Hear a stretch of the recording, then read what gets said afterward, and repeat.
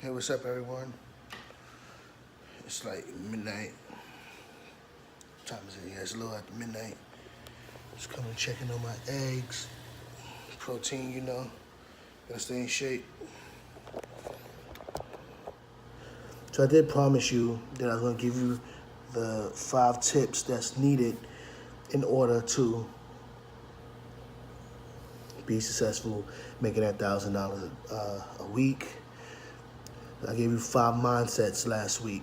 This week we're gonna talk about the 5 tips that's needed.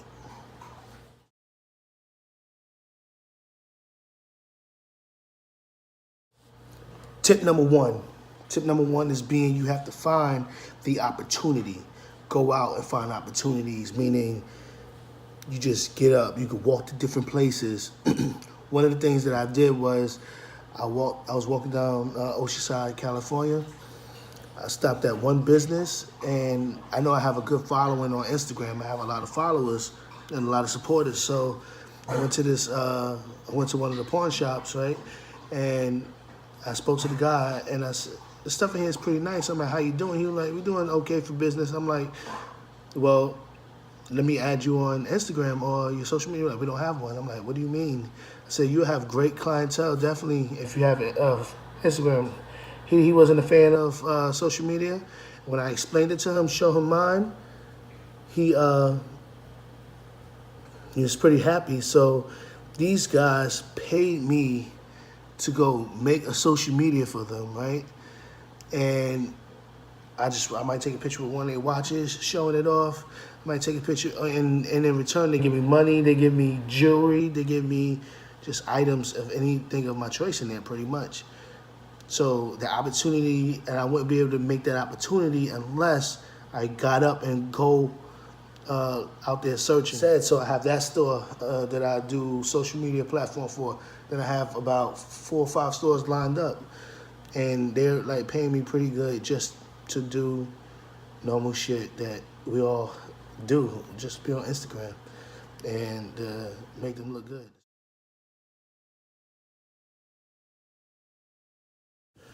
Tip number 2, if the local market sucks, if it's garbage, you go online and go to online markets such as, like, you got eBay, Amazon, Craigslist, Odesk, the list goes on. Like, it just goes on. And well, first you have to realize that everyone has a skill. And I heard this plenty of times. People say, I don't have a skill. I don't have a skill. Well, your skill necessarily could be just your passion. It could be that you're in the gym, right? And you're really good at doing what you do in the gym. So someone asks you to work out with them and give them a plan and stuff like that. You just give them your plan that you've been doing what worked for you, or depending on their progression level or what they want to do, on what their goals is. You then, okay, this much money, I do this for you, or whatever the case may be. Or not even, it can even be as you're a college student now, right? And you you got into Harvard or whatever the case may be, and so now you're in a great school that people already look at you like you the smartest thing in the world, and you score really high on your tests. Well, now you can start an online tutoring section, whereas people who wants to get better in that particular subject, that's all it takes. Everything you can profit off. If it's working and people are being successful at it, that means there is a market for it. It is working. You don't need to try to reinvent it. You don't even have to be the best one doing it. Only thing you have to do is be the one. You have to be in the right place at the right time. You need to be the one at that moment to be the best at what you do at that moment. Doesn't mean necessarily mean you be the best. Just be good at what you do and get that problem solved with, settled. Meaning, I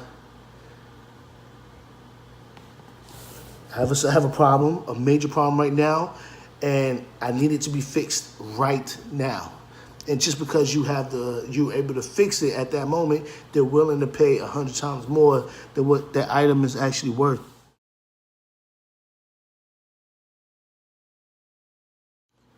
Tip number three would be get paid up front. I can't stress to you how much I hate IOUs. I'm not dealing with that because nowadays a lot of people don't like to pay up what they pay up front. They want to get the service and now they pretty much got it for free. You know what you're worth. You have what they need.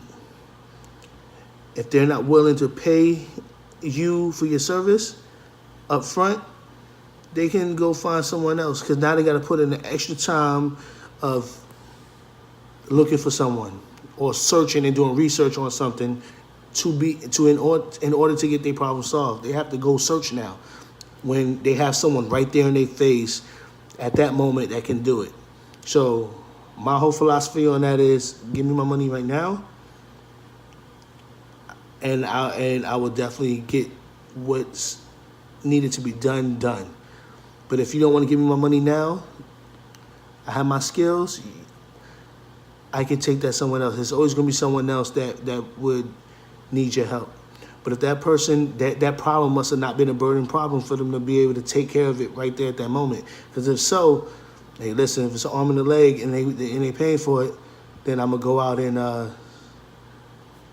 I know if it was me, I would have paid for it because if it's a die-hard situation. But if not, then now you got to take risks on thinking, knowing that the situation could potentially get worse, or you have to go out and do research now. And it's going to take you longer, and now your time is running out to get certain things completed, such as like taking the test. So I would pay for that tutoring session, like little things like that. You got to take in mind on what's going on.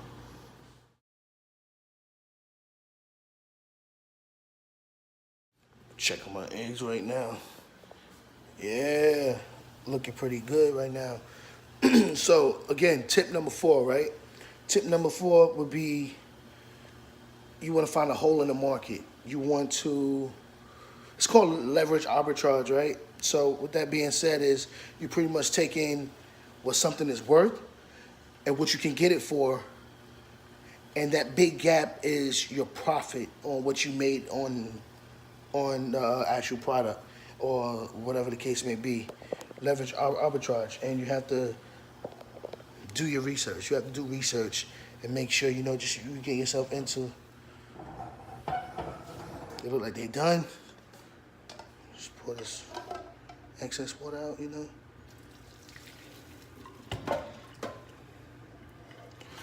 But yeah. Do your research on your products and making sure you know exactly what you're getting into, and you just want to find that hole in the market, and that'll be where you definitely make your profit from, that gap. All right.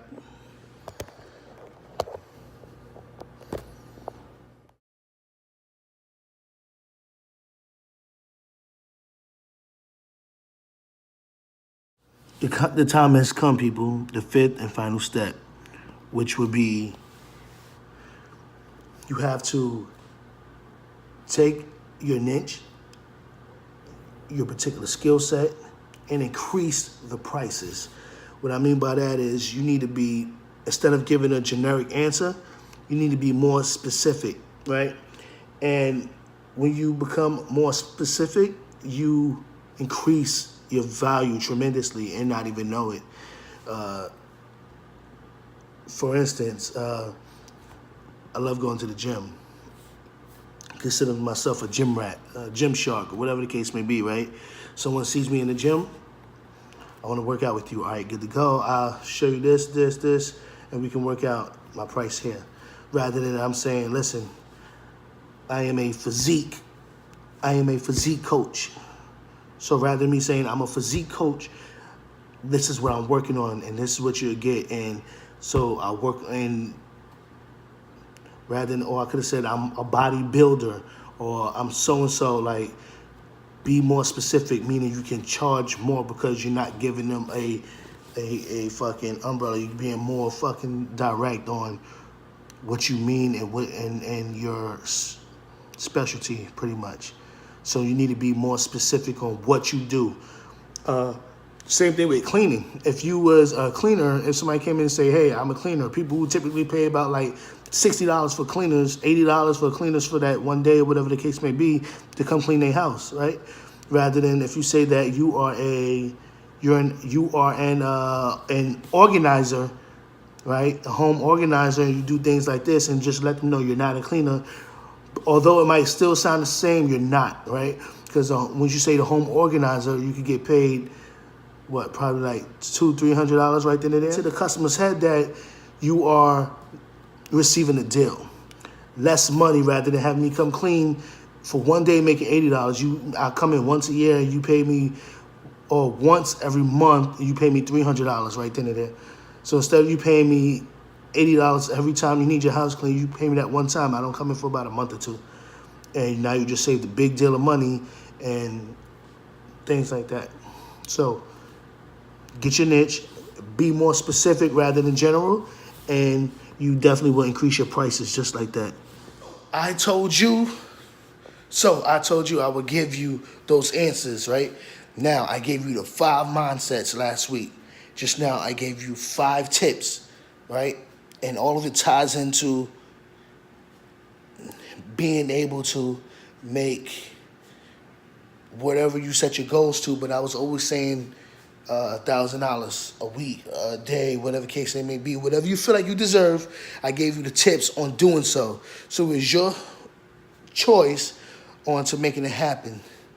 Now, I have more information for you, but you have to wait till next week's video for that one. It'll be great, I promise you. Say hello to my friend. Now, it is time for me to eat my food and get ready and get my ass to sleep. I don't know what I was thinking picking this egg. Good night.